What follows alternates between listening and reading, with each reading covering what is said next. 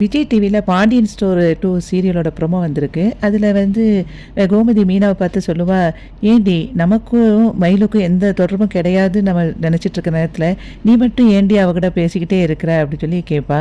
அதுக்கு மீனா சொல்லுவா, "ஏன்னா அக்கா வந்து இப்போ பிரெக்னன்ட் ஆயிருக்காங்க" அப்படி சொல்லி சொல்லுவா.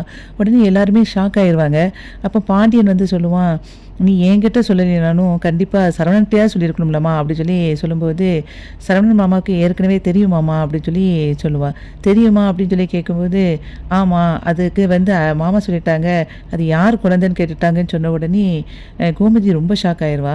வீட்ல உள்ளவங்களும் ஷாக் ஆயிருவாங்க. அதுக்கப்புறம் கோமதி போய் சரவணன வந்து கன்னத்துல ஓங்கி அடிச்சுட்டு, "வயித்துல வளர்றது வந்து நம்ம வீட்டோட வாரிசு. நீ எதுக்கு இந்த மாதிரி சந்தேகத்தோட பேசுனங்கிற" மாதிரி அவன அடிச்சிருவா. ஒரு பக்கம் கோர்ட்டு கேஸுன்னு நடக்குது. இப்போ ஒரு பக்கம் நம்ம வீட்டுக்கு வாரிசு ஒண்ணு வரப்போகுது அப்படின்னு சொல்லிட்டு சோகமா கோமதி சொல்லிட்டு இருப்பா. அந்த மாதிரி இன்னைக்கு பாண்டியன் ஸ்டோர் சீரியலோட ப்ரோமோ இருந்தது.